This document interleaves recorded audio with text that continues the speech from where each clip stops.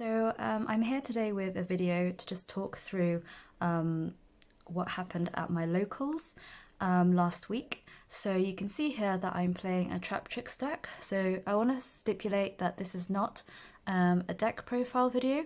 This is more like recapping my matchups, of which I had technically 4 that I want to talk about. And basically go through with you what I learned and what kind of changes that I would put to my deck to be ready for next week, and just tips and tricks to be aware of when playing this deck. So just to very quickly run you through what's going on, you've got your standard Traptrix package going on here, as well as the 3 Parallax Seeds. I've got my Traptrix Hole, so of course you have to have 3 Hollytea, and I do a thing where I run 2 of each. So I run 2 Gravediggers, 2 Trap Hole Nightmare, and 2 Floodgate Trap Hole. And then I've got the 3 pots up here for consistency and digging for what you need, and then 1 Traptrix Garden to search off the Pudica. When moving on to other traps that I've got, so I've got 3 Imperm, 3 Evenly Matched, and I guess in that category of just good generic 3 Earths, 3 Ash Blossom, of course. I guess these 3 are currently kind of the flex spots I've got going on right now, so I thought I'd add in these just as some spice, but I think I had some pretty mixed results, so I think these are definitely going to be the spots which I'm going to be changing up. Okay, so I want to start off by talking about my first matchup. So my first matchup was actually against Traptrix as well. So this was the mirror match. I lost the dice roll, so he went first, and I managed to draw an evenly matched in my opening hand. So I was like, okay, cool, I got this. So I basically evenly matched, but he actually had main boarded Lancia as a protective measure, which obviously stops cards being banished. So chain to Lancia chaining 1 evenly matched, so that basically couldn't resolve, so I couldn't break the board.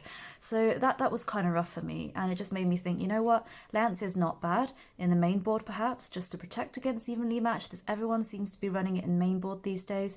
And in addition, if I do end up going against you know, a runic player, then I guess I've got something there as well for that. So yeah, so I think that was one of the main things that I learned from the Traptrix mirror. My second match, because I lost my first game, I ended up going against a casual player, so we'll just skip that. The next matchup that I want to talk about is actually against Mathmech. So that was my game, that was my third matchup at locals. And this was interesting. The main takeaway I have, so it's so annoying, this happened both times. So basically, sorry, wrong pile. I'd managed to get Rafflesia on board, which was awesome. And I was like, okay, cool, I'm going to carry on building my board, and I'm not afraid of the big rock. So what happens is I get to my 5th summon, and he slaps down Nibiru, and I'm like pretty confident. I just go, yep, I will chain Rafflesia, send Gravediggers Trap Hole, and he Veilers me every time. So I think one adjustment I will be making to my locals deck is, sorry, I'm trying to find copy of Veiler in my binder. I can't find one right now. Basically just to put in 1 Called by the Grave, because I think, you know, I know it's just 1 of, but that combination when going up such a hand trap heavy deck, I think was pretty hard. So I guess that will move me on to my 4th matchup, which was actually, what was it against? Yeah, I actually went against Branded, and you know, it really surprised me that actually I did all right. I actually got some advice from the Traptrix player earlier on to say going against Branded is actually really important early on in the game to try and get Mamelio out, because if you have Hollytea in the graveyard, you can basically banish it from the graveyard on the opponent's turn, because when the Albion is in the graveyard during the end phase, they get to grab a spell to hand, or they can set it. So that could be like a Branded in red, it could be a Branded Lost, which basically I think it negates think it's the activation of, it stops you negating the activation of the spells or effects. Spells that kind of do fusion summoning, something like that. So that's kind of annoying to have. So they were basically saying you can banish the Holiteia and special summon them apparently on their turn, and then pop whatever it is that they've set or activated before it's live on your turn. So that was a big takeaway for me from that match. Ash Blossom obviously pulled through amazing against Branded. Yeah, Gravediggers Trap Hole is great for Albion effects too. Obviously Imperm for that Alubar, so it wasn't too bad. Yeah, but I think I kind of got lucky because that player is also a really good one at locals, so I got lucky there. So fifth and final matchup against Swordsoul. So I have to say this was such a close match. The one card that I found again that came in clutch was just this, Gravediggers Trap Hole. Because the thing is with Swordsoul, they do so much stuff in their hand and in their graveyard. So they'll be, you know, activating Long Yuan in hand. That's an instant Gravediggers Trap Hole. It burns them for 2,000, so it's a fantastic time card. And I got to actually use it twice in our third game, so I essentially burnt them for 4k without, you know, attacking them or anything like that. Because I did it once with the actual trap, and another time sending off Rafflesia. The other thing with Traptrix versus Swordsoul matchup is it's good to have sort of Pudica out as soon as you can.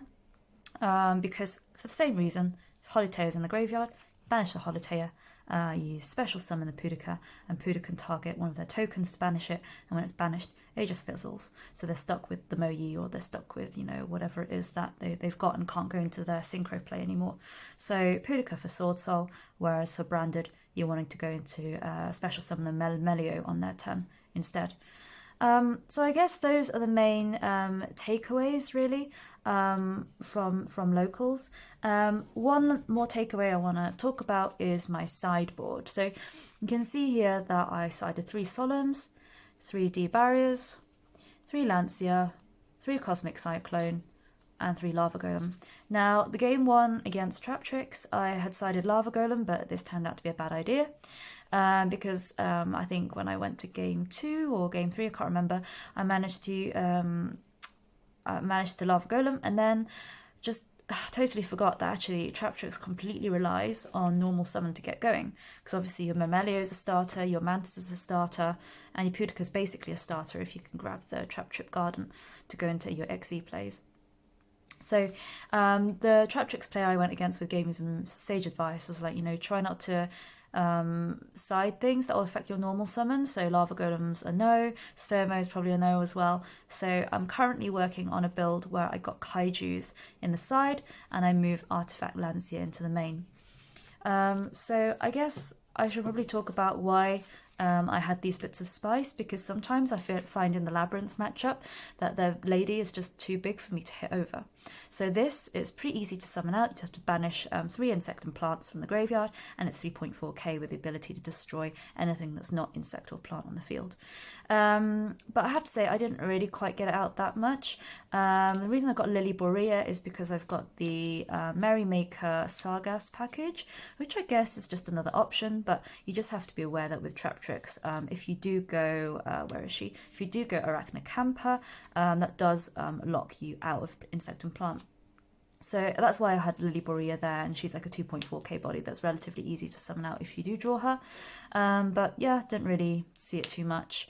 And then before I just go back to touch on one thing that I you know, that cost me a game, Fairy and the Secular Sorcerer. I think, you know, I could cook with this a little bit. It lets you basically go into Synchro 7 play. So if you have a plant or an insect in the graveyard, I believe, you can special summon it, so that can get you an instant Synchro 7. And that could go into the newly errated AFD, which is really cool, or Circle of the Fairies, which does some burn damage when it destroys a monster. And it also lets you conduct an extra normal summon. So a spicy thing that you could potentially do, and I've got to experiment more, is if you have Circle of the Fairies out, as well as Traptrix Garden, that basically means you've got 3 normal summons, and that is powerful given the fact that all the Traptrix stuff, I think their normal summon effects you know, are pretty decent. They give you a lot of card advantage. So you could be looking technically at 3 normal summons with this. Yeah, so the one thing I wanted to go back to was that Mathmech matchup. That was really frustrating because game 1, they basically Nibiru'd me, like I said, you know, Nibiru, Rafflesia, Vela.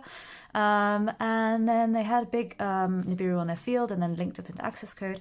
But I failed to notice / read that if they use Mathmech Circular, the new circular Mathmech, sorry, that was released in Pope, I believe, they are essentially locked into attacking you with only 1 monster per that turn. So they shouldn't have been able to OTK me. So that was something I only realised going game 2, and by then I'd already accepted the game state. So I was definitely, you know, I took the L, and that's something that I've learned and will not miss again when going up against Mathmech. So just wanted to go through my extra deck. So yeah, gone through the Synchro 7s. I might be taking that out, I think, for my next build. Obviously Time Thief, because you can get Hollytea, and that basically spins a monster back. That's face up on the field, or any card indeed. Alamirus, Pingicula. I've got, how many? 2 Rafflesias, I believe. Yeah. And then your standard 3 Seras, Calaria, Atopus, and then Springen's package, and then a Zeus, just, you know, for good luck. So that's all really from what I learnt from locals last week. I will be back with a fresh deck build, and I will report how I did. So yeah, thank you for watching and sticking around to now if you managed to watch the whole video. See you again soon.